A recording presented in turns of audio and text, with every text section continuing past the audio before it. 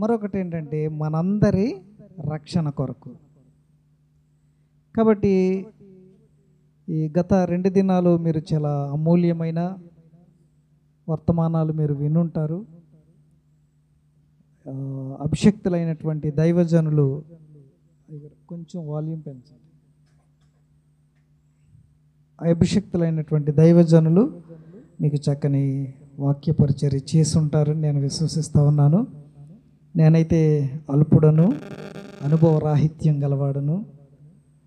కాబట్టి ఈ ఆఖరి దినాన్ని నన్ను ఆహ్వానించి మీ మధ్య నిలవడానికి ఇటు కృపనిచ్చినటువంటి దేవునికి వందనాలు చెల్లిస్తూ ఉన్నాను. నాకు ఫుల్ సమయం ఇచ్చారు కాబట్టి నేను కొంచెం లోతుగా మిమ్మల్ని నడిపించాలని ఆశపడుతూ ఉన్నాను.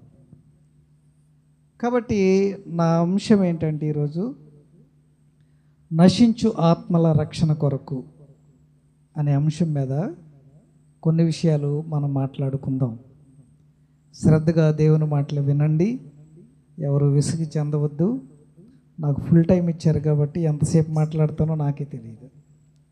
నాకు 8:20కి ఇచ్చారు. దేవుడు కృప చూపితే ముందే ముగిస్తాను, లేకపోతే కొంచెం ఎదరికెళ్తాను. కాబట్టి ప్రియమైన దేవుని వర్లారా, బైబిల్ గ్రంథంలో నూతన నిబంధన పుస్తకంలో ఒక ప్రాముఖ్యమైన వ్యక్తి జీవితంలో నుండి కొన్ని విషయాలు మనం ధ్యానం చేద్దాం. అపోస్తలుడైన పౌలు గారు ఎంతమందికి తెలుసు? అంటే మేము చూశారని కాదు, బైబిల్ గ్రంథంలో ఎంతమందికి తెలుసు అని. తెలుసా అపోస్తలుడైనటువంటి పౌలు గారు? అసలు సిసలైనటువంటి సేవకుడు ఎవరైనా ఉన్నారంటే అది పౌలు గారే. అసలు సిసలైన క్రైస్తవుడు ఎవరైనా ఉన్నారంటే అది పౌలు గారే. ఈరోజు క్రైస్తవులు తలెత్తుకుని ఇది మా క్రైస్తవ్యం అని చెప్పగలగడానికి ఒక సాదృశ్య రూపకమైనటువంటి వ్యక్తి పౌలు గారు.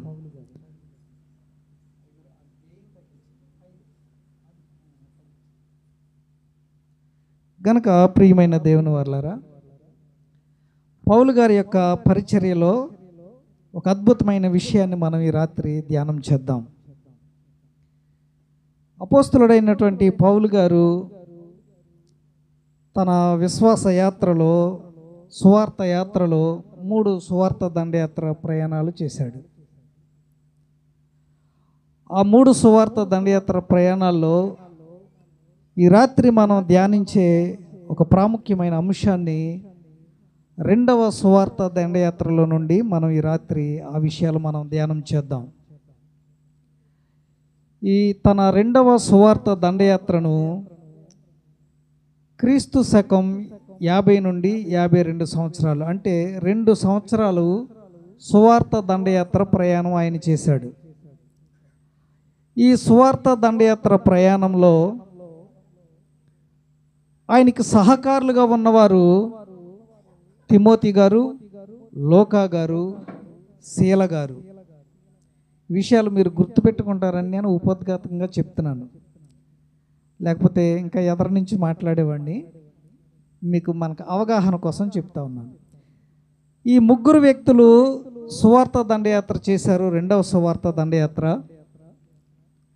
వీళ్ళు ఎక్కడి నుంచి ఈ సువార్త దండయాత్ర ప్రారంభించారంటే అంతియోకయ నుండి యెరూషలేము వరకు కాలినడకన ప్రయాణం చేస్తూ ఆయా పట్టణాల్లో సువార్త ప్రకటిస్తూ వచ్చారు. కాబట్టి వీరు ప్రయాణం చేసినటువంటి దూరం దాదాపుగా 2700 మైళ్ళు.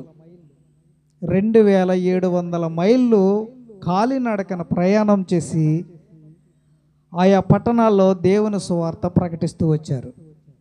అంటే కిలోమీటర్ల లెక్కలో మనం లెక్కేసుకుంటే, ఇప్పుడు మైళ్ళు అంటే చాలామందికి తెలియదులేండి. మైల్ అంటే ఎంతమ్మా తెలీదు. కాబట్టి దీన్ని కిలోమీటర్ల లెక్కలోనికి వేస్తే 3400 కిలోమీటర్లు నడిచాడు అనమాట ఆయన. దాదాపుగా 22 పట్టణాల్లో సువార్త ప్రకటించాడు.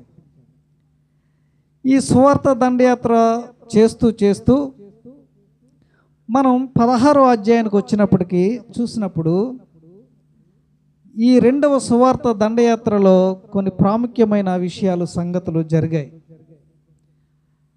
మనం 16వ అధ్యాయం మొదటి నుంచి మనం చూస్తే చదవద్దు, నేను చదవమన్నప్పుడు చదువుతారు. కానీ మీరు చాలా యాక్టివ్గా ఉన్నారు. మరి ఇంటి దగ్గర బైబిల్ ఎన్నిసార్లు చదువు? బైబిల్ పూర్తి చేసిన వాళ్ళు ఎంతమంది ఉన్నారు ఇక్కడ? 1 2 3 ఎన్నిసార్లు? ఒకసారి. బైబిల్ ఎక్కువగా చదివితే వాక్యం బాగా అర్థమవుతుంది.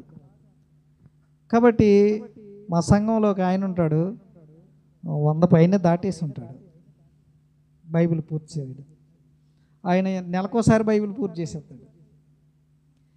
అంత ఆసక్తిగా బైబిల్ చదివితే మనకు వాక్యం బాగా అర్థం అవుతుంది. కాబట్టి మొదటి వచనం నుండి 3వ వచనం వరకు మనం చూస్తే అక్కడ తిమోతిని గురించినటువంటి కొన్ని విషయాలు చెప్తా వచ్చాడు. అది ఎక్కడ చెప్పాడు? తిమోతిని గురించి ఎక్కడ జరిగిందంటే ఈ విషయాలు లుస్త్రా అనే పట్టణంలో జరిగాయి.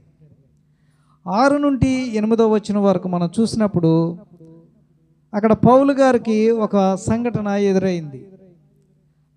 ఆసియాలో సువార్త ప్రకటించొద్దని పరిశుద్ధాత్ముడు వారిని అడ్డగించాడు. ఆసియాలో సువార్త ప్రకటించొద్దు అని వారికి ఆటంకం కలిగించాడు. అది ఎక్కడ జరిగిందంటే పృగియాలో జరిగింది. పృగియా అనే ప్రాంతంలో, ఇది ఆసియాలోనిది. ఈ పృగియా అనే పట్టణంలో వారు ఉండగా పరిశుద్ధాత్ముడు మీరు ఆసియాలో సువార్త ప్రకటించొద్దు, మానేసేయండి అని చెప్పాడు.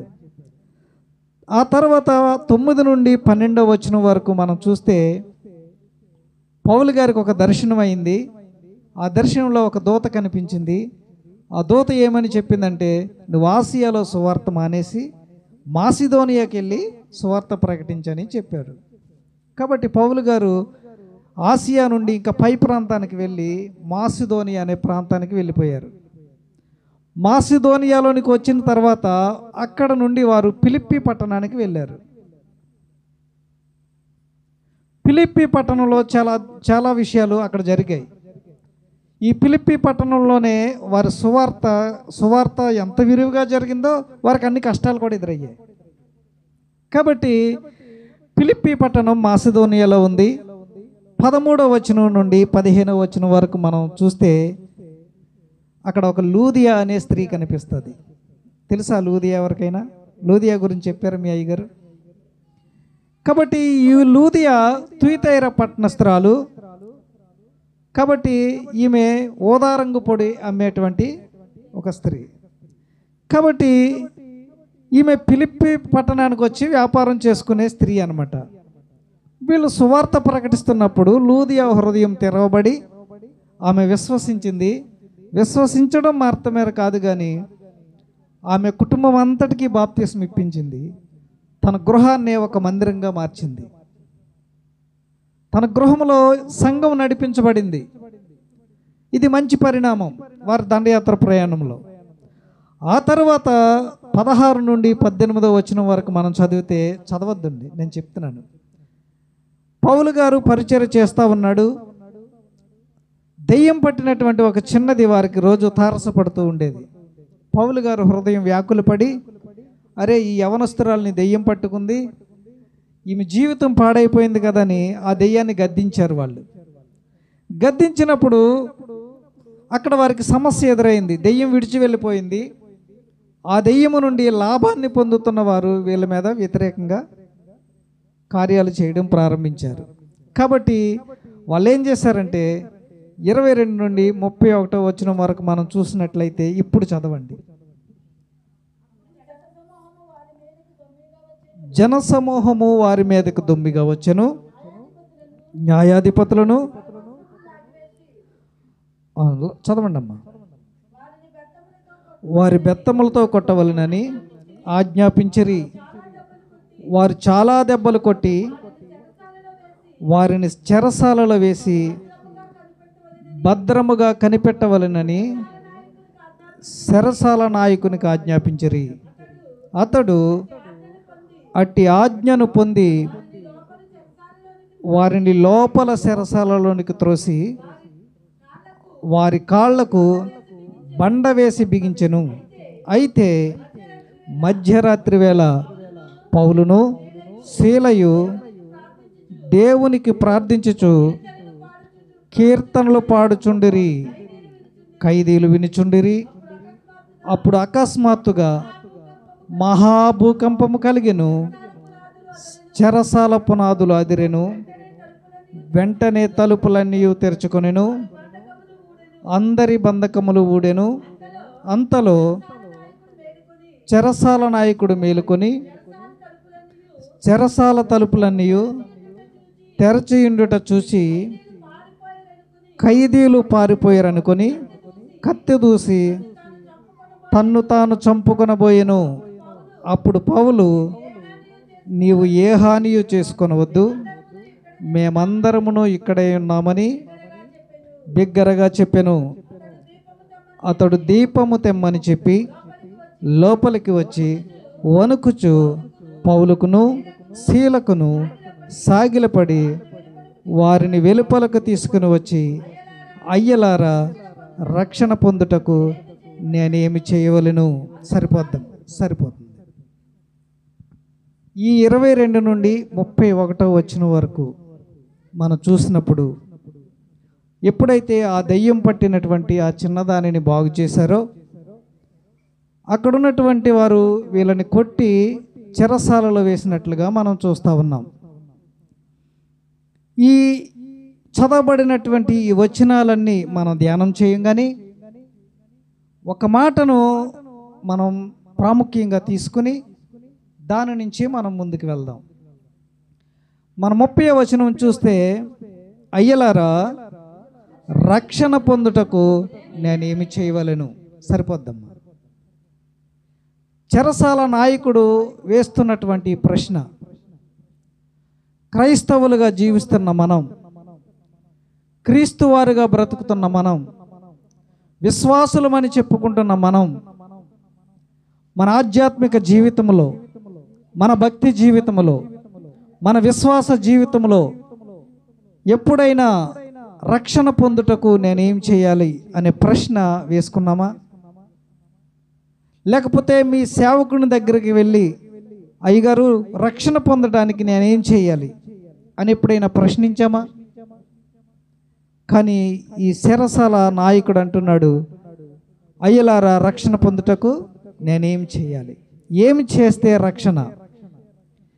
ఏమి చేస్తే రక్షింపబడతాం?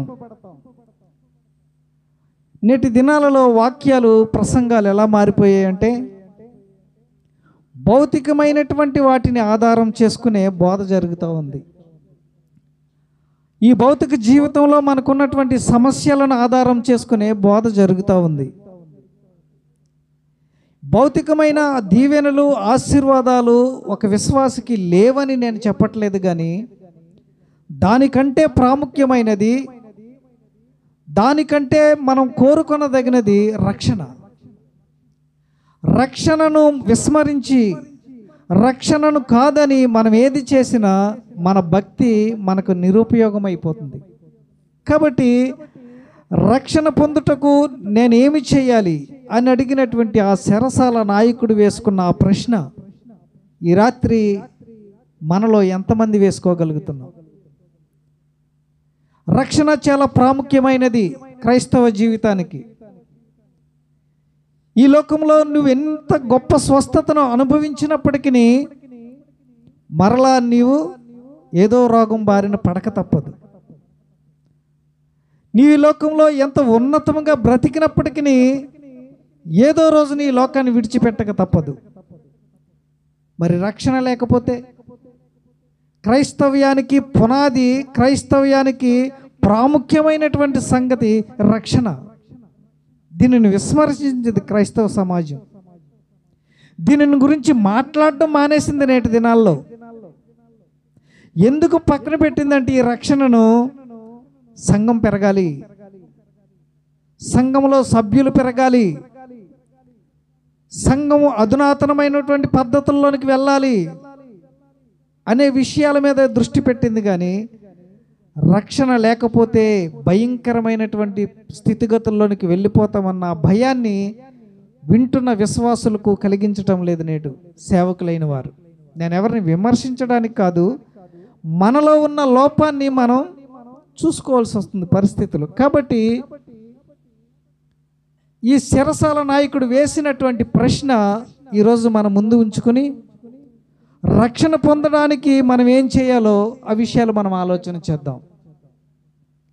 ఎందుకంటే రక్షణ యొక్క ప్రాముఖ్యత చాలా ప్రాముఖ్యమైనది. ఎందుకంటే నేటి దినాలలో రాకడ సమీపిస్తున్నటువంటి ఈ దినాలు, ప్రవచనాలు నెరవేర్చబడుతున్నటువంటి ఈ దినాలు, ప్రపంచాన్ని మనం చూసినప్పుడు యేసుక్రీస్తు ప్రభుల వారు మత్తయి సువార్త 24వ అధ్యాయంలో తన ఆరోహణం కావడానికి ముందు అనేకమైన సంగతులు చెప్పాడు. నేను చదివించను, సమయం సరిపోదు. అవన్నీ నెరవేర్చబడుతున్నటువంటి దినాల్లో మనం ఉన్నాం. కాబట్టి రక్షణ లేనటువంటి భక్తి జీవితం మనం చేసినట్లయితే మన భక్తి నిరుపయోగమైపోతుంది.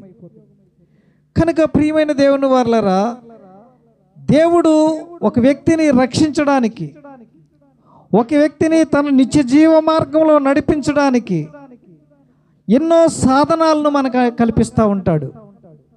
కానీ మనం వాటిని గ్రహించక ఈ భౌతికమైన దానికోసమే భక్తి చేస్తూ, ఈ భౌతికంగా సుఖంగా బ్రతికితే సరిపోద్ది, ఇదే దేవుడిచ్చే ఆశీర్వాదం, ఇదే దేవుడిచ్చే దీవెన అని మనం భ్రమపడిపోతూ ఉన్నాం. వద్దని నేను చెప్పడం లేదు, కావాలి. కానీ కొన్నిసార్లు దేవుడు ఏం చేస్తాడంటే ఒక పాపిని రక్షించడానికి తన పిల్లలను శ్రమలకు అప్పగిస్తూ ఉంటాడు. పౌలు శీలలను శ్రమలకు అప్పగించింది ఎందుకో తెలుసు? అక్కడ ఒక చెరసాల నాయకుడిని రక్షించడానికి, తన కుటుంబాన్ని రక్షించడానికి. నీ జీవితంలో, నా జీవితంలో శ్రమలు కొన్నిసార్లు మన పొరుగు వారిని రక్షణలోనికి నడిపించడానికి దేవుడు అనుమతిస్తూ ఉంటాడు. మనం ఏం చేస్తూ ఉంటామంటే, నాకే రావాలా ఈ శ్రమలు, నాకే రావాలా ఈ కష్టాలు, నాకెందుకని వస్తున్నాయి, నేనేం చేశానని ఈ శ్రమలు అని శ్రమలు వద్దనుకునేటువంటి పరిస్థితుల్లోనికి మనం వెళ్తూ ఉంటాం. కానీ బైబిల్ గ్రంథం చెప్తుంది, ఎవడైనను క్రైస్తవుడైనందుకు శ్రమ అనుభవించాలి. శ్రమలు లేని క్రైస్తవ్యం అది సరి అయిన క్రైస్తవ్యం కాదు. శ్రమలను ఇష్టపడని క్రైస్తవ్యం సరి అయిన క్రైస్తవ్యం కాదు. ఎందుకంటే నా నిమిత్తం జనులు మిమ్మును హింసించి నిందించి చేస్తారు. ఎందుకంటే క్రైస్తవుడైనందుకు శ్రమ తప్పదు. శ్రమల గుండానే క్రైస్తవ జీవితం పరిణితి చెందాలి. శ్రమలు కాదనుకుంటే మన విశ్వాసమే సరి అనేది కాదు. పేతురు గారు అంటాడు, మనము అనేక శ్రమలు అనుభవించిన తర్వాత ఆయన రాజ్యంలో ప్రవేశించాలి. ఏమన్నాడు? అనేక సుఖాలని చెప్పాడా? అనేక శ్రమలు. ఈ శ్రమలను గురించి సంఘానికి బోధించడం లేదు కనుకనే సంఘములోనికి అక్రమ చొరబాట్లు జరుగుతూ ఉన్నాయి. శ్రమలు వద్దు, సుఖాలే కావాలనుకునేవారు సంఘములోనికి ఆహ్వానించి వస్తూ ఉన్నారు. ఎప్పుడైతే ఈ శ్రమలను గురించినటువంటి బోధ మనం చేస్తామో ఆ శ్రమల ద్వారా రాటుదేలిన వ్యక్తి గొప్ప విశ్వాసిగా నిలవడానికి అవకాశం ఉంటుంది. కాబట్టి దేవుడు తన నమ్మిన బిడ్డల కొరకు శ్రమల ద్వారానే వారిని స్థిరపరుస్తూ ఉంటాడు. కాబట్టి దేవుడు తన ప్రణాళికలో ఉన్న వారిని రక్షించడానికి ఏమైనా చేస్తాడనేటువంటి విషయాన్ని మనం గ్రహించాలి. ఒక వ్యక్తిని రక్షించడానికి ఏదైనా చేయగలడు. చెరసాల నాయకుడిని రక్షించడానికి తన పిల్లలైనటువంటి పౌలు శీలలను చెరసాలకు అప్పగించాడు. వారు అనేక దెబ్బలు కొట్టిన తర్వాత, లోపలి చెరసాలలో వేసిన తర్వాత కూడా వాళ్ళు పాడగలుగుతూ ఉన్నారు. కారణం ఏంటంటే వారి బలమైనది. వారికి తెలుసు. ఎందుకంటే పౌలు గారికి ముందే వాగ్దానం ఉంది, నువ్వు మాసిదోనియాకి వెళ్ళి సువార్త ప్రకటించు అని చెప్పడంలో పౌలు గారు గ్రహించింది ఏంటంటే దేవుడు ఏదో అద్భుతం చేయబోతున్నాడు అక్కడ. ఏంటి అద్భుతం అంటే ఒక వ్యక్తి, ఒక కుటుంబం రక్షింపబడింది, ఒక కుటుంబం రక్షించబడింది. కాబట్టి ఈనాటి మన ధ్యానాంశం, అయ్యలారా రక్షణ పొందుటకు నేనేం చేయాలి? ఈ విషయం మీద మనం కొన్ని విషయాలు ధ్యానం చేద్దాం. వారిని వెలుపలకు తీసుకొని వచ్చి, అయ్యలారా రక్షణ పొందుటకు నేనేం చేయాలి? ప్రతి విశ్వాసి, ప్రతి క్రైస్తవుడు ఈ ప్రశ్న వేసుకోవాలి. కానీ బోధ చాలా సులువుతరం అయిపోయింది నేటి దినాల్లో. నొప్పించకూడదనేటువంటి ఉద్దేశంతో బోధ జరుగుతూ ఉంది. కాబట్టి ప్రియమైన దేవుని వారలారా, ఎప్పుడైతే ఈ చెరసాల నాయకుడు ఈ ప్రశ్న వేశాడో ఆ తర్వాత వారు జవాబు చెప్తా ఉన్నారు. పౌలు శీలలు చెప్తున్న జవాబు ఇప్పుడు చదవండి, 31వ వచనం. అందుకు వారు, ప్రభువైన యేసునందు విశ్వాసం ఉంచుము, అప్పుడు నీవును నీ ఇంటి వారును రక్షణ పొందుదురు. రక్షణ పొందడానికి నేనేమి చేయాలన్న ప్రశ్నకు జవాబు ప్రభువైన యేసునందు విశ్వాసముంచుము. విశ్వాసముంచుట ద్వారానే రక్షణ అని ఇక్కడ చెప్తా ఉన్నాడు, పౌలు గారు చెప్తా ఉన్నారు. అదొకటే సరిపోద్దా? రక్షణకు విశ్వాసం ఒకటే సరిపోతుందా? రక్షించబడ్డానికి చాలా విషయాలు కావాలి ఒక వ్యక్తి జీవితంలో. విశ్వాసం ఒకటే ఉంటే సరిపోదు, ఇంకా చాలా విషయాలు మనం ఆలోచన చేద్దాం. కాబట్టి ఒక వ్యక్తి రక్షించబడాలంటే యేసుక్రీస్తుపై మన విశ్వాసమే రక్షణకు మూలం. యేసుక్రీస్తు మీద మనం ఉంచినటువంటి విశ్వాసమే మన రక్షణకు మూలం. కాబట్టి నేటి దినాల్లో ప్రియమైన దేవుని వారలారా, మీరు అనుకోవచ్చు, మాలో విశ్వాసం లేదా, మేము విశ్వాసులము కదా, మేము మందిరానికి రావట్లేదా మీరు అనుకోవచ్చు. బాప్తిసం తీసుకుంటే రక్షణ అని కొంతమంది అభిప్రాయం.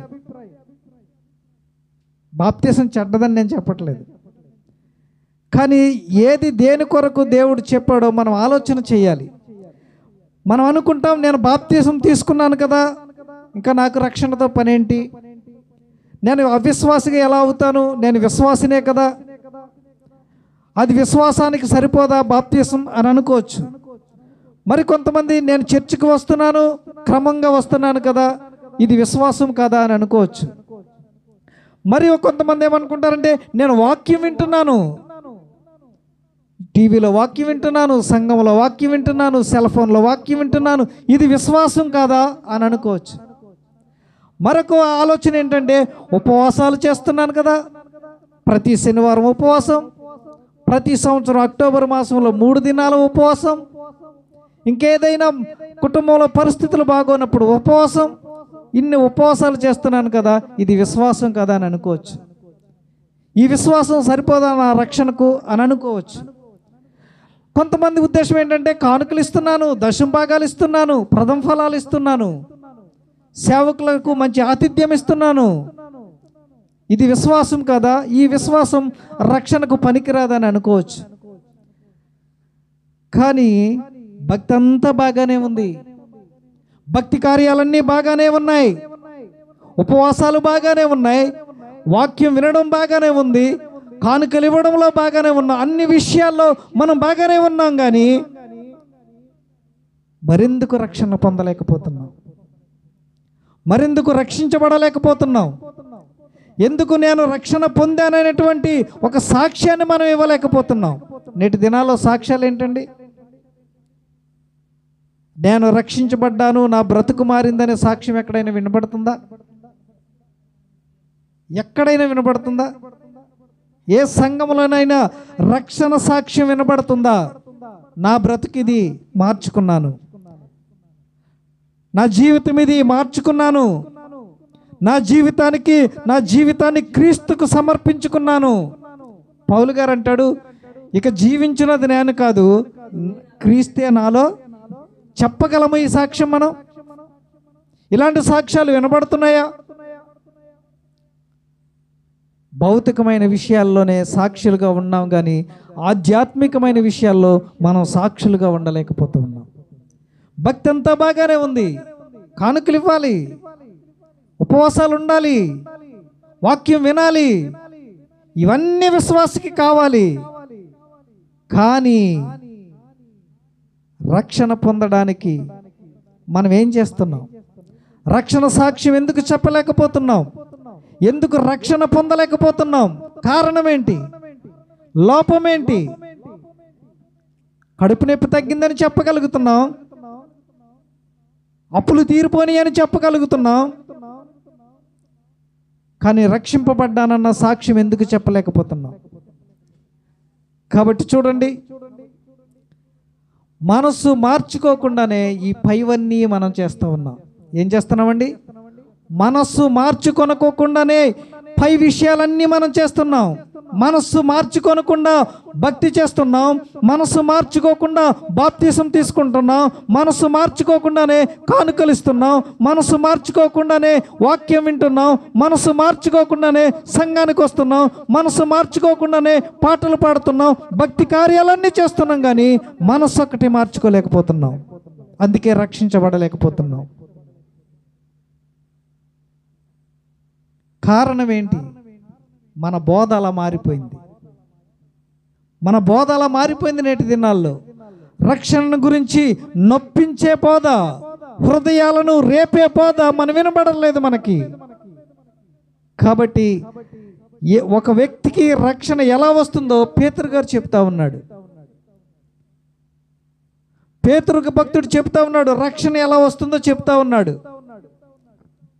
ఆదిమ సంఘానికి కాపీరైనటువంటి పేతురు గారు తన మొట్టమొదటి ప్రసంగంలో రక్షింపబడ్డానికి ఏమి చేయాలో చెబుతా ఉన్నాడు. ఇక్కడ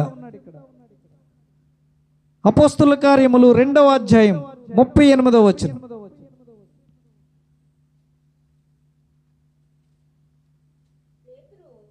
పేతురు, మీరు మారు మనస్సు పొంది పాపక్షమాపణ నిమిత్తము ప్రతివాడును యేసుక్రీస్తు నామమున బాప్తిస్మం పొందుడి, అప్పుడు మీరు పరిశుద్ధాత్మను వరమును పొందుతారు. ఇది రక్షణకు మెట్లు.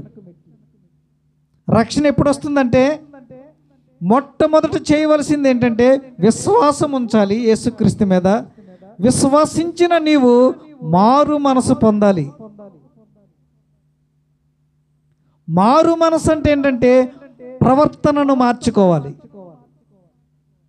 మన అలవాట్లను మార్చుకోవాలి. మన జీవితం ఏ పాపపు చాటున చిక్కుబడిపోయిందో, బంధించబడిపోయిందో, ఆ పాపముల చాటు నుండి మనం బయటకు వచ్చి మనస్సు మార్చుకుని నూతనమైన జీవితాన్ని మనం జీవించగలగాలి. ఇక్కడ అదే అంటున్నాడు, మీరు మారు మనసు పొంది పాపక్షమాపణ నిమిత్తము ప్రతివాడును యేసుక్రీస్తు నామమున బాప్తిసం పొందండి. కన్నీటి దినాలు ఎలా ఉన్నాయంటే బాప్తిసం మారు మనసు గురించి అడగరు, విశ్వాసం గురించి అడగరు, నీ జీవితం ఎలా ఉందని అడగరు.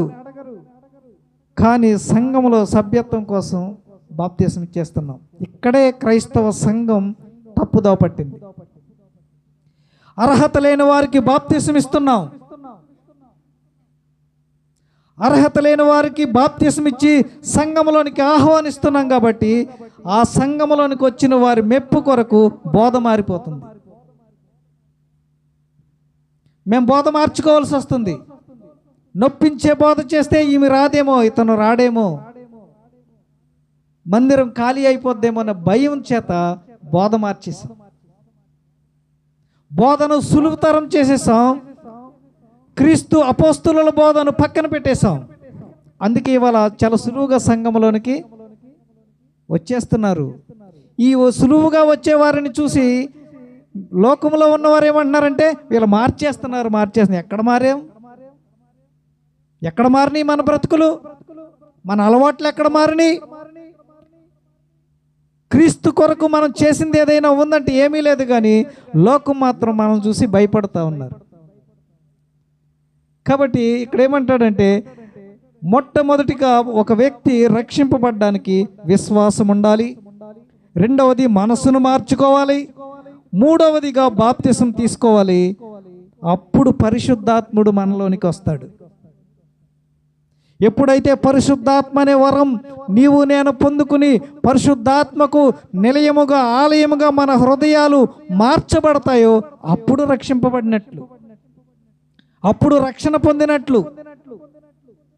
ఇవేవి జరగకముందే ఒక బాప్తిసం ఇచ్చి నువ్వు రక్షింపబడ్డావు అనే సర్టిఫికేట్ ఇచ్చి మనం పంపించేస్తున్నాం. అతని బ్రతుకు అలాగే ఉంటుంది, అతని అలవాట్లు అలాగే ఉంటున్నాయి. ఎందుకంటే కఠినముగా ఉండవలసినటువంటి సమయంలో మనం దాన్ని సులువుతరం చేసేసాం. కాబట్టి ప్రియమైన దేవుని వర్లారా, రక్షణ పొందాలంటే ఈ 4 విషయాలు ప్రతి వ్యక్తిలో ఉండాలి. మొదట విశ్వాసం ఉంచాలి. తర్వాత మారు మనస్సును మార్చుకోవాలి. మనస్సు మార్చుకోవడం అంటే క్యారెక్టర్ మార్చుకోవడం, పర్సనాలిటీని మార్చుకోవడం. ఇది మార్చుకోవాలి. తర్వాత బాప్తిసం తీసుకోవాలి. మనం ఏం చేస్తామంటే ముందు బాప్తిసం తీసుకుంటాం, ముందు బాప్తిసం ఇచ్చేస్తాం. ఈ తప్పు వల్లే సంఘాలలో నేడు అపోస్తుల బోధ కరువైపోయింది, గద్దించే బోధ కరువైపోయింది, హెచ్చరించే బోధ కరువైపోయింది, సత్యవాక్యమును ఉన్నది ఉన్నట్లుగా చెప్పే పరిస్థితులు కరువైపోయాయి. కాబట్టి హృదయపూర్వకంగా విశ్వసించుటలేదు, కాబట్టి హృదయపూర్వకంగా హృదయాన్ని మార్చుకోవట్లేదు, కాబట్టి అంత వేషమైపోయింది భక్తి. వాళ్ళ అంత వేషమే, అంత నటనే, యథార్థత ఎక్కడ కనిపించట్లేదు క్రైస్తవ సమాజంలో. ఇలా చెప్తే ఈయనెవరు, ఇలా మాట్లాడుతున్నాడు అని మీకు అనిపించవచ్చు, కానీ బైబిల్ పూర్తిగా చదివినప్పుడే మనకు అపోస్తుల బోధ ఏంటో అర్థమవుద్ది. నేను దాదాపు 45 సార్లు బైబిల్ చదివా, గొప్ప కోసం చెప్పట్లే. బైబిల్ చదివి బోధించేవారి బోధ వేరే ఉంటుంది, ఎవరెవరి బోధలో విని చెప్పేవారి బోధ వేరే ఉంటుంది. కాబట్టి ప్రతి క్రైస్తవుడు బైబిల్ చదవాలి. కనుక ప్రియమైన దేవుని వారలారా, రోమా పత్రికలో పౌలు గారు చెప్తా ఉన్నాడు 10వ అధ్యాయం 9వ వచనంలో, అదేమనగా యేసు ప్రభువని నీ నోటితో ఒప్పుకొని దేవుడు మృతులలో నుండి ఆయనను లేపెనని నీ హృదయమందు విశ్వసించిన ఎడల నీవు రక్షింపబడదు. ఏ విశ్వాసం ఉండాలంటండి? విశ్వాసం ఎలా ఉండాలి ఇక్కడ చెప్తున్నాడు. నా కడుపు నొప్పి తగ్గించాడన్న విశ్వాసం కాదు, నాకే బాధలు ఉన్నాయి ఆ బాధలు తగ్గించాడనే విశ్వాసం కాదు. అది విశ్వాసం కాదు, అది కౌంటర్ బిలీఫ్, అది ఒరిజినల్ కాదు. దేవుడు నన్ను స్వస్థపరిచాడన్న విశ్వాసం కాదు. ఏ విశ్వాసం అంటే ఒరిజినల్ విశ్వాసం, యేసు ప్రభువు అని నోటితో ఒప్పుకొని దేవుడు ఆయనను మృతులలో నుండి లేపెనన్న విశ్వాసం. ఆ విశ్వాసం ఉండాలి క్రైస్తవుడికి. మనకేదో జరిగిందన్న విశ్వాసం కాదు, క్రీస్తు నీ కొరకు నా కొరకు ఏం చేశాడన్నది అసలైన విశ్వాసం. ఆయన ఎంత ఉన్నత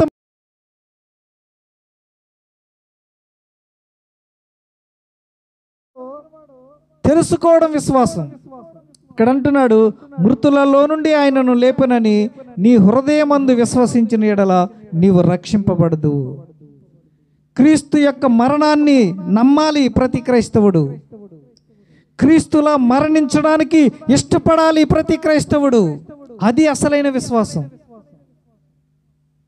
క్రీస్తును అడ్డు పెట్టుకుని, క్రీస్తును ఆధారం చేసుకుని, క్రీస్తు వాక్యాన్ని ఆధారం చేసుకుని ఈ లోకంలో సుఖంగా బ్రతకాలనుకోవడం విశ్వాసం కాదు. నేను మీ కొరకు ప్రాణం పెట్టాను, మీరు మీ సహోదరుల కొరకు ప్రాణం పెట్టండి. ఇది అసలైన విశ్వాసం. కాబట్టి 10వ వచనం ఒకసారి చదవండి.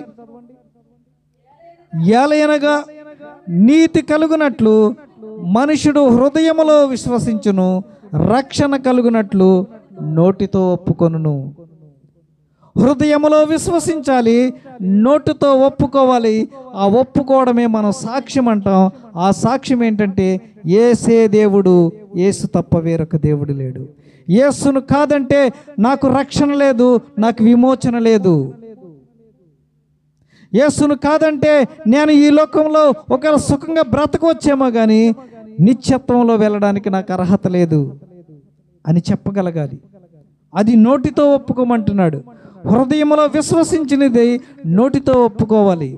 ఎందుకంటే హృదయం నిండిన దానిని బట్టి నోరు మాట్లాడుతుంది. నీ హృదయంలో ఏమి నిండిందంటే ఈ భౌతికమైన బాధలు నిండిపోయాయి కాబట్టి ఆ బాధల గురించే మనం సాక్ష్యం చెప్తున్నాం. అవి తీసివేయడు, తగ్గవని నేను చెప్పట్లేదు. యేసుప్రభు స్వస్థపరుస్తాడు, యేసుప్రభు అద్భుతాలు చేస్తాడు, యేసుప్రభు ఆశీర్వదిస్తాడు, అన్నీ చేస్తాడు. కానీ వాటికంటే ప్రాముఖ్యమైనది రక్షణ. ఈ లోకంలో ఎంతో సుఖవంతంగా బ్రతికి, విలాసవంతంగా బ్రతికి, గొప్ప స్థితిలో బ్రతికి నరకానికి పోతే ఏంటి ప్రయోజనం? కాబట్టి ఈ ప్రశ్న చాలా ప్రాముఖ్యమైనది. ఒక ఇద్దరు వ్యక్తులను బైబిల్ గ్రంథంలో మనం చూసి వారు రక్షణను ఎలా పోగొట్టుకున్నారో మనం చూద్దాం. వారు రక్షణను, నిత్య జీవాన్ని ఎలా పోగొట్టుకున్నారో మనం ఆలోచన చేద్దాం ఈ రాత్రికాల సమయంలో. మొట్టమొదటి ప్రశ్న, లూకాసు వార్త 10వ అధ్యాయం 25వ వచనం.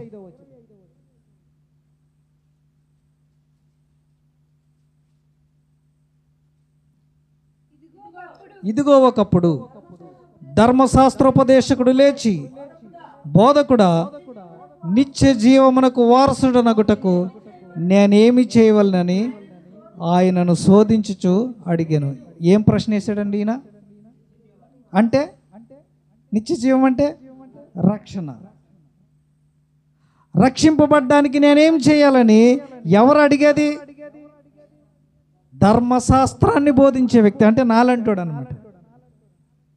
నెలలాగైతే బోధిస్తున్నానో అతను కూడా ధర్మశాస్త్రాన్ని బోధించే వ్యక్తి, వాక్యాన్ని బోధించే వ్యక్తి.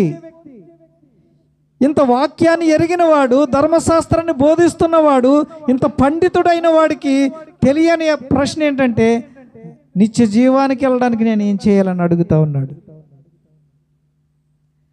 ధర్మశాస్త్రపుడు లేచి, బోధకుడా, నిత్య జీవమునకు వారసుడనగుటకు నేనేమి చేయాలి? ధర్మశాస్త్రం బోధిస్తూ ఉన్నాడు, 10 ఆజ్ఞలు ప్రకటిస్తూ ఉన్నాడు. తన ముందున్నటువంటి యూదులకు, ఇశ్రాయేలీలకు అలా బ్రతకండి, ఇలా బ్రతకండి, అది చేయండి, దశంభాగాలు ఇవ్వండి, లేకపోతే విశ్రాంతి దినాన్ని పాటించండి, నీ పొరుగు వారిని ప్రేమించండి అని ఆజ్ఞలన్నీ బోధిస్తున్నాడు. కానీ రక్షణ పొందడానికి ఏం చేయాలో తెలియదంట అతనికి. ఎందుకు ఈ ప్రశ్న వేశాడంటే ఆయనను శోధించడానికి అడిగాడు. యేసు ప్రభు ఎంత జ్ఞానం గలవాడో తెలుసుకోవాలి. అసలు ఈయన ఏం చెప్తాడు? నేను చాలా పాండిత్యం గలవాడిని, ధర్మశాస్త్రం అంతా అవపోసన పట్టిన వాడిని, ధర్మశాస్త్రంలో ఏముందో అంతా తెలిసిన వాడిని, కానీ ఈయనేమి చెప్తాడో ఈయనలో తప్పు పట్టుకుందాం, ఈయన జ్ఞానం ఎంతో చూద్దాం అనే ఆలోచనతో ఆయనను శోధించడానికి ఈ ప్రశ్న వేస్తూ ఉన్నాడు. ఏమని వేస్తున్నాడు? బోధకుడా, నిత్య జీవమునకు వారసుడనగుటకు నేనేం చేయాలి?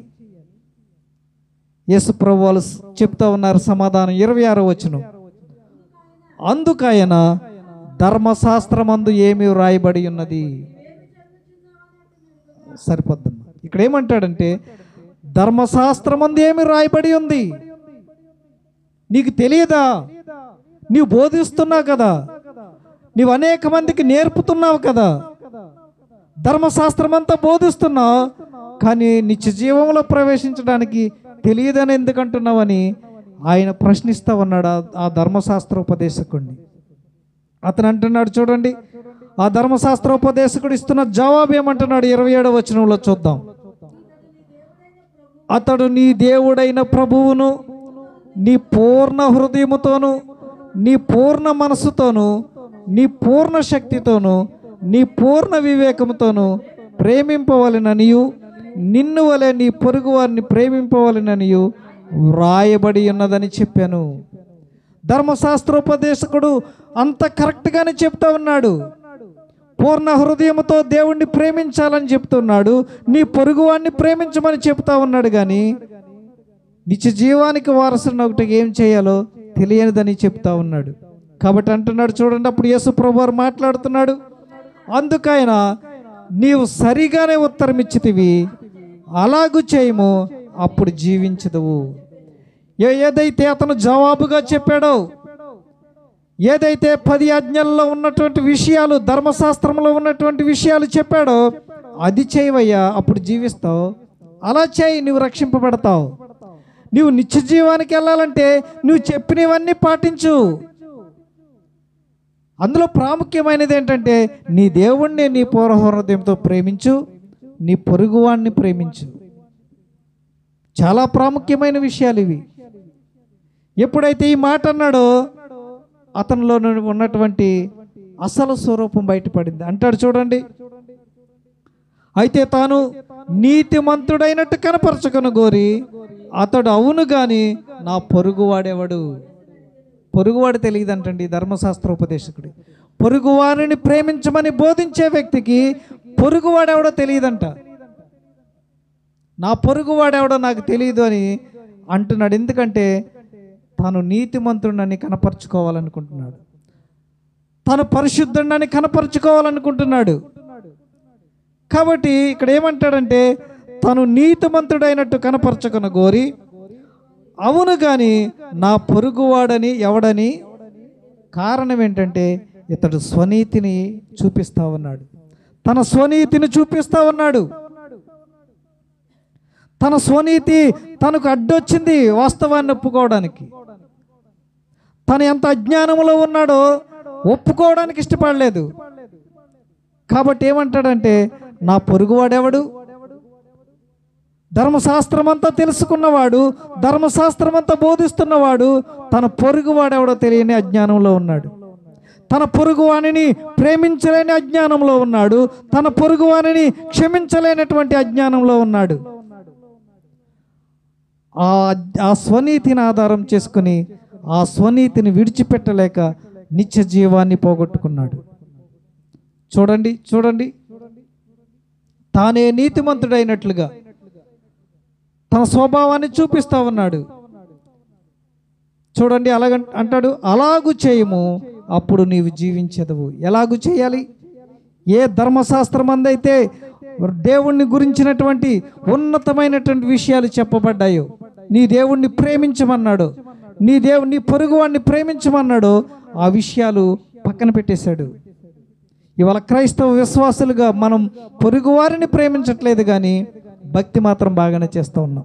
పొరుగువారిని క్షమించట్లేదు కానీ భక్తి మాత్రం బాగానే చేస్తూ ఉన్నాం.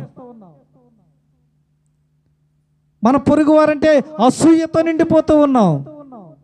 ఇది క్రైస్తవ జీవితానికి కుదరని పని.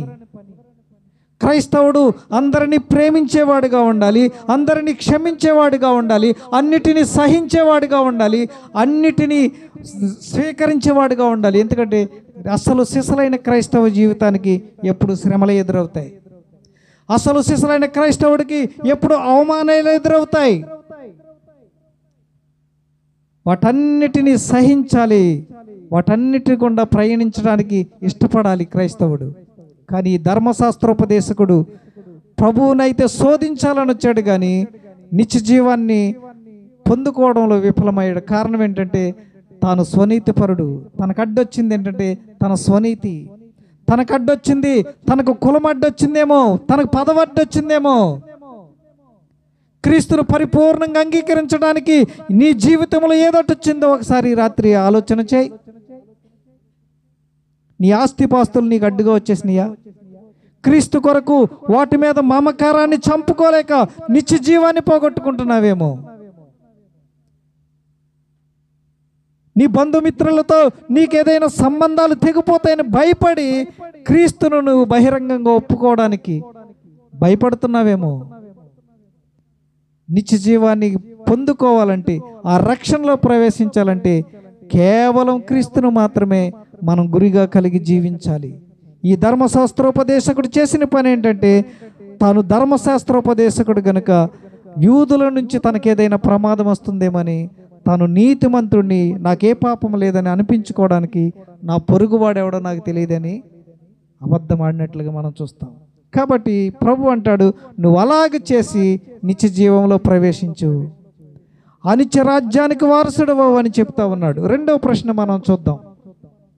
రెండవ ప్రశ్న మత్తయి సువార్త 19వ అధ్యాయం 16వ వచనం.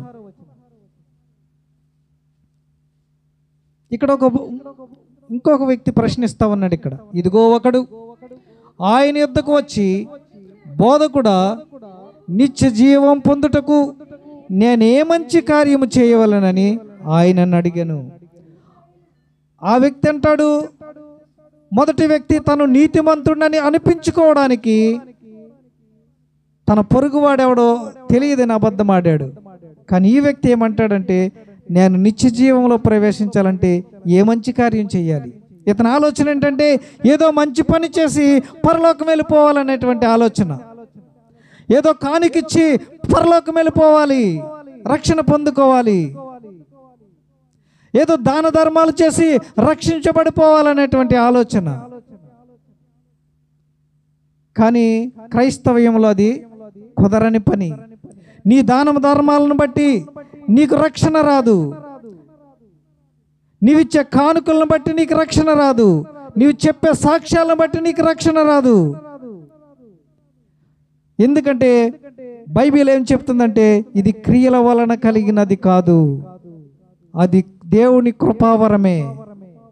రక్షణ క్రియలను బట్టి కలిగేది కాదు, మంచి కార్యాలను బట్టి కలిగేది కాదు. దేవుడు నిన్ను నన్ను ప్రేమించి ఉచితంగా ఇచ్చేది రక్షణ. మనం ఏదో గొప్ప గొప్ప కార్యాలు, భక్తి కార్యాలు, పుణ్య కార్యాలు చేసామని రక్షణ రాదు. ఇక్కడ అదే అంటున్నాడు యవనస్తుడు, అంటున్నాడు ఆయన యుద్ధకు వచ్చి, బోధకుడా నిత్య జీవం పొందుటకు నేను ఏ మంచి పని చేయాలి? మనం అనుకోవచ్చు నేను అది చేశాను ఇది చేశాను అని అనుకోవచ్చు, కానీ ఆ కార్యాల వల్ల ఎక్కడ మనిషికి రక్షణ రాదు. కాబట్టి ఆ యవనస్తుడు అంటాడు, చూడండి 17వ వచనం, అందుకైనా మంచి కార్యమును గూర్చి నన్ను ఎందుకు అడుగుచున్నావు? మంచివాడొక్కడే, నీవు జీవములో ప్రవేశింపగోరిన ఎడల ఆజ్ఞలు గైకొనుము. ఆజ్ఞలు గైకొనమన్నాడా, దాన ధర్మాలు చేయమన్నాడా? ఆజ్ఞలు గైకొనమన్నాడా, లేకపోతే ఏదైనా చేయమన్నాడా? కేవలం ఆయన చెప్పింది ఏంటంటే ఆజ్ఞలు గైకొను. ఎందుకంటే ఆజ్ఞలలో చాలా ప్రాముఖ్యమైన విషయాలు ఉన్నాయి. కాబట్టి ఇక్కడ అంటాడు ఆజ్ఞలు గైకొను అంటే, యేసుప్రభు అంటాడు చూడండి, ఇతనేమంటాడంటే నరహత్య చేయవద్దు, వ్యభిచరించవద్దు, దొంగిలించవద్దు, అబద్ధ సాక్ష్యం పలుకవద్దు, తల్లిదండ్రులను సన్మానింపుము, నిన్ను వలె నీ పొరుగు వారిని ప్రేమించవలెను అని చెప్పాడు యేసుప్రభు. ఈయనేమంటాడంటే నేను అన్నీ పాటించేశాను, ఆజ్ఞలన్నీ పాటిస్తూ ఉన్నాను, నేను ఎవరిది దొంగిలించలేదు, ఎవరితోనూ వ్యభిచారిగా నేను జీవిస్తలేదు అని చెప్పుకుంటూ వచ్చాడు. అందుకు యేసు, నీవు పరిపూర్ణత ఒకటకు కోరిన ఎడల నీ ఆస్తి అమ్మి బీదలకిమ్ము, పరలోకమందు నీకు ధర్మ కలుగును, నీవు వచ్చి నన్ను వెంబడించమని చెప్పాను. ఆజ్ఞలన్నీ పాటించానని చెప్పాడు, ఆజ్ఞలన్నీ బాల్యం నుండే పాటిస్తున్నానని చెప్పాడు. కానీ తన ఆస్తిని అమ్మమన్నప్పుడు అతను వ్యసనపడ్డాడు. నీ ఆస్తిని అమ్మి బీదలకిచ్చి నీ వచ్చి నన్ను వెంబడించుము. కానీ నేటి క్రైస్తవం ఎలాగని తెలుసా? ఆస్తులు సంపాదించుకోవడం కోసమే వస్తున్నాం. మన సాక్ష్యాలు వింటున్నాం కదా, యేసుప్రభుని నమ్మాక నాకు అది వచ్చింది ఇది వచ్చింది, నేను పొలం కొన్నాను, బిల్డింగ్ కట్టాను, కారు కొన్నాను, బంగారం కొన్నాను. ఇవన్నీ సరైన సాక్ష్యాలు కాదు. యేసుప్రభు ఏమో ఇవన్నీ అమ్మేసి నన్ను వెంబడించు, ఎవడైనాను నన్ను వెంబడించగోరిన తన్ను తాను ఉపేక్షించుకుని తన సిలువనెత్తుకుని నన్ను వెంబడించు. కానీ మనం ఏం చేస్తామంటే మన సుఖాలన్నీ నెత్తినెట్టుకుని క్రీస్తుని వెంబడించాలనుకుంటాం, మనకున్నవన్నీ వాటిని వెంట పెట్టుకుని క్రీస్తుని వెంబడించాలనుకుంటాం. కానీ తన్ను తాను ఉపేక్షించుకోవడం అంటే తన మీద తానే ఆశలు చంపుకోవడం, తన మీదే తాను ఆశలు చంపుకోవడం ఉపేక్షించుకోవడం అంటే. ఎవడైనాను నన్ను వెంబడిస్తే తన్ను తాను ఉపేక్షించుకుని నన్ను వెంబడించు. ఈ యవనస్తుడితో అంటున్నాడు, నీ ఆస్తి నమ్మి బీదలకిచ్చి నన్ను వెంబడించు. కారణం ఏంటంటే ఇతడు రక్షింపబడ్డానికి తన ఆస్తి అడ్డం వచ్చింది, ఇతడు నిత్య జీవంలో ప్రవేశించడానికి తన ఆస్తి అడ్డం వచ్చింది. ఈ రాత్రి వాక్యం ఉంటున్న నీ జీవితంలో నీకు అడ్డుగా ఉన్నదేంటి? రక్షణ పొందడానికి, నీవు మారు మనసు పొందడానికి నీకు అడ్డుగా ఉన్నదేంటి? నీ వయసు నీకు అడ్డంగా ఉందేమో. ఇప్పుడు కాదులే, ఇప్పుడు నా వయసు ఎంత, ఇంకా బోళ్ళంత వయసు ఉంది, మారు మనసు పొందొచ్చు అనుకుంటున్నావేమో. లేకపోతే ఇంత ఆస్తుపాస్తులు ఉన్నాయి, ఇవన్నీ ఉన్నాయి కదా, ఇవన్నీ వదిలిపెట్టేసి వెళ్ళిపోవడం ఏంటి, ఇది ఎక్కడ భక్తి అని నీకు అనిపించవచ్చేమో. అందుకే అంటాడు యేసుక్రీస్తు మీద విశ్వాసం ఉంచమని. ఎందుకంటే ఆయన మీద విశ్వాసం ఉన్నప్పుడు ఇలాంటి పరిస్థితులన్నిటిని మనం ఎదుర్కోవాల్సి వస్తుంది. ఇక్కడ అంటాడు నీ ఆస్తి అమ్మి బీదలకిచ్చి నన్ను వెంబడించు, అప్పుడు నీవు నిత్య జీవంలో ప్రవేశిస్తావు. ఆ యవనస్తుడు వ్యసనపడి వెళ్ళిపోయాడు.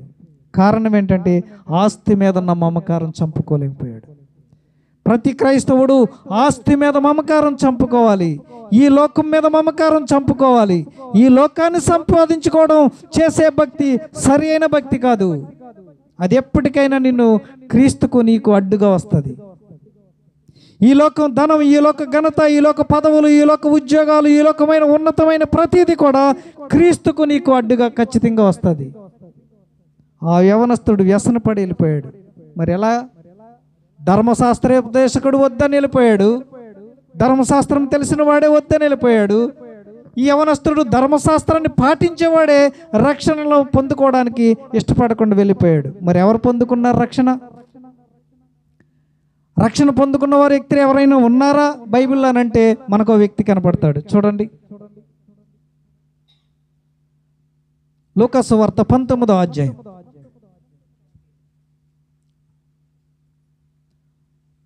మొదటి 4 వచనాలు చదవండి.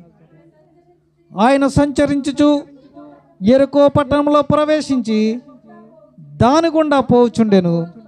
ఇదిగో సుంకపు గుత్తదారుడును ధనవంతుడునైన జక్కయ్య అను పేరు గల ఒకడు యేసు ఎవరో అని చూడగోరని గాని పొట్టివాడైనందున జన్నులు గుంపుగూడి ఉండుట వలన చూడలేకపోయాను. ఎవరండి ఈయన? సుంకపు గుత్తదారుడు, ఒక గవర్నమెంట్ అధికారి.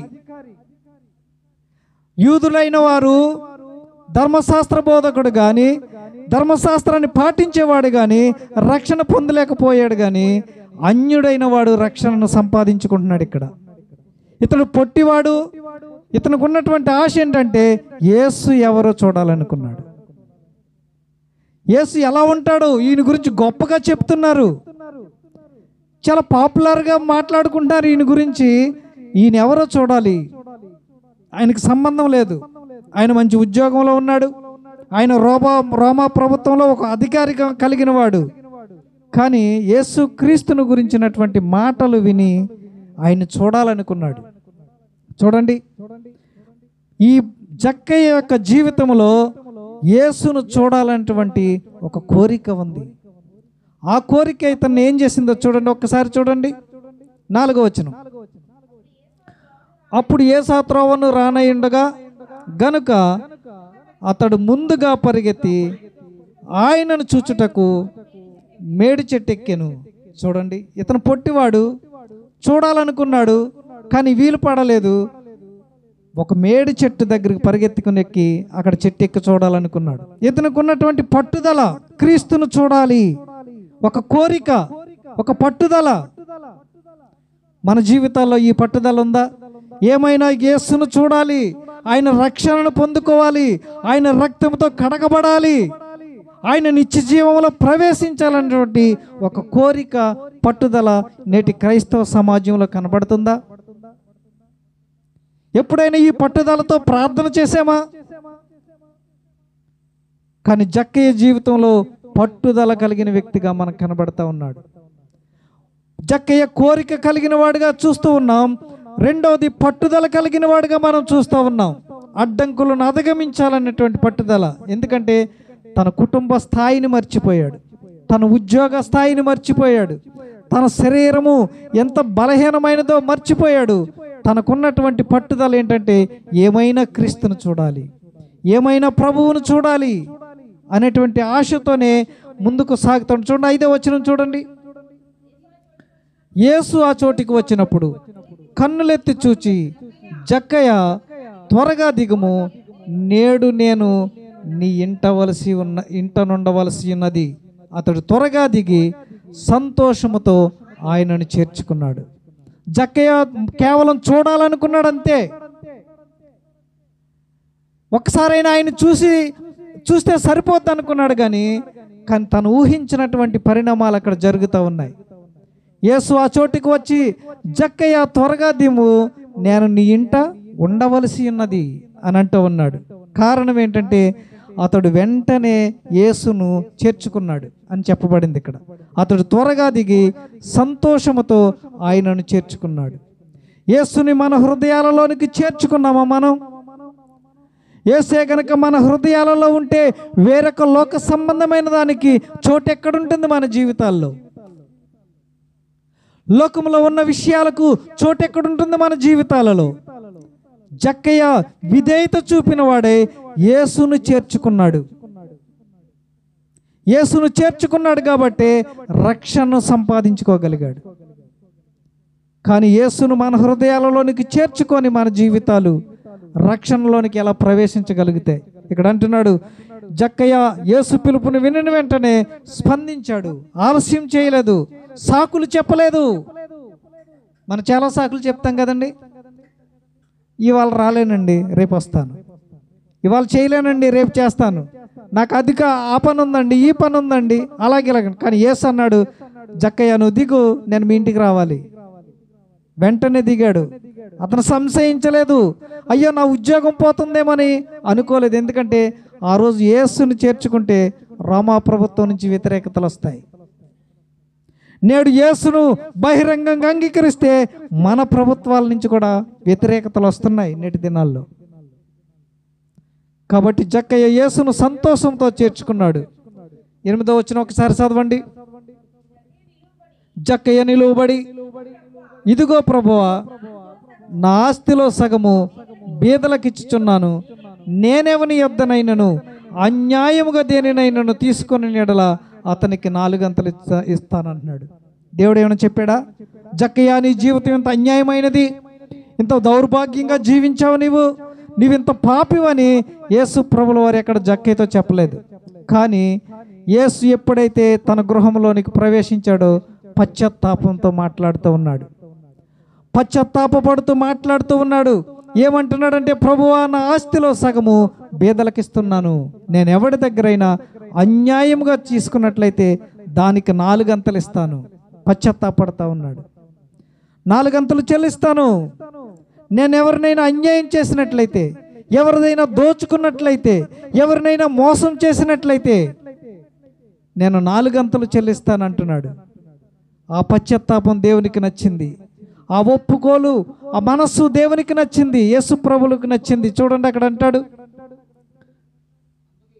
అందుకు యేసు, ఇతడును అబ్రహాము కుమారుడే, ఎందుకనగా నేడు ఈ ఇంటికి రక్షణ వచ్చింది. రక్షణ ఎప్పుడు వచ్చిందండి?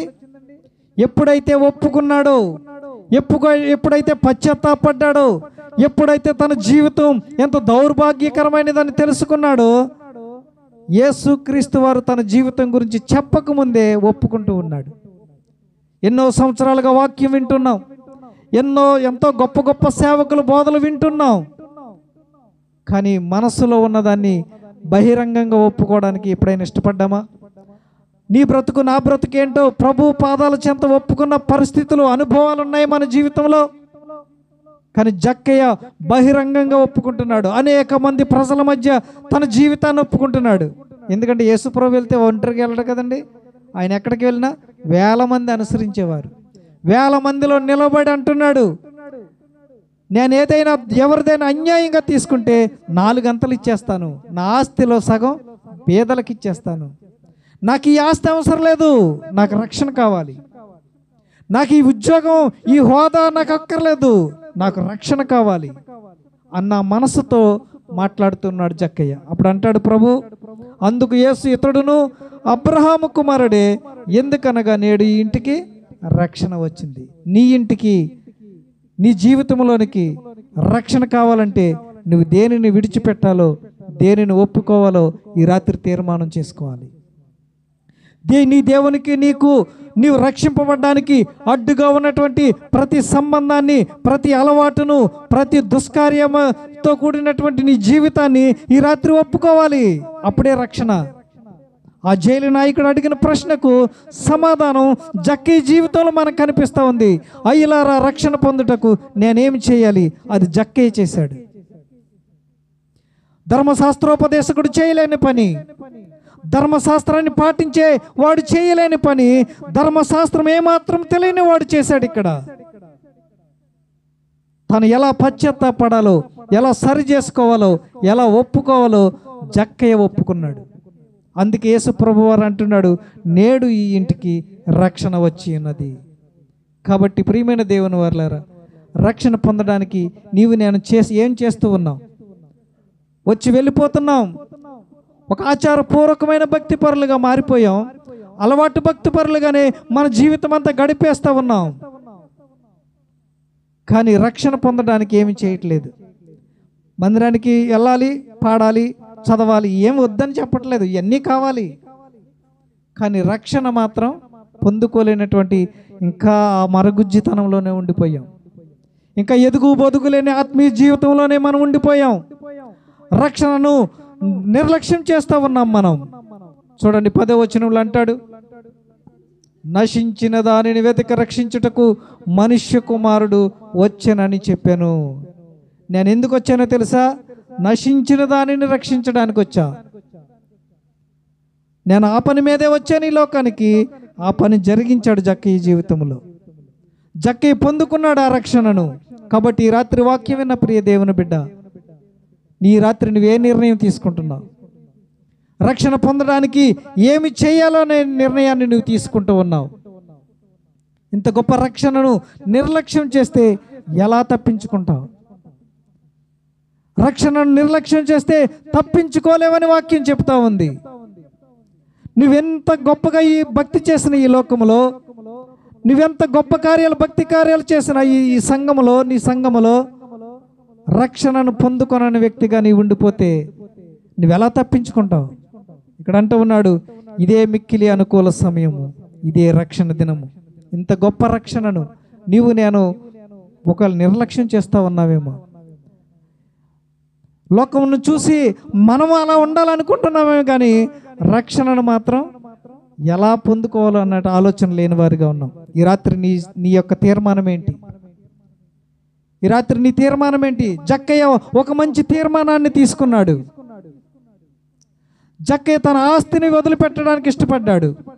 తన ఉన్నతమైన స్థితిని వదిలిపెట్టడానికి ఇష్టపడ్డాడు. తన ఉద్యోగాన్ని వదిలిపెట్టడానికి ఇష్టపడ్డాడు. తను ఎక్కడైతే తప్పు చేశాడో, ఎక్కడైతే అన్యాయం చేశాడో, ఎక్కడైతే అక్రమంగా జీవించాడో దాని అంతటిని నేను సరి చేసుకుంటానని ఒప్పుకున్నాడు. ఈ రాత్రి నువ్వు ఒప్పుకున్నట్లయితే, ఈ రాత్రి నువ్వు పశ్చాత్తాపడినట్లయితే, ఈ రాత్రి దేవుని పాదాలు పట్టుకుని, ప్రభువా నా బ్రతికిది ఇంతవరకు తెలియక నేను ఏదో భక్తిపరుడుగా జీవిస్తూ వెళ్ళిపోయాను, కానీ అది భక్తి కాదని ఈ రాత్రి నేను తెలుసుకున్నాను.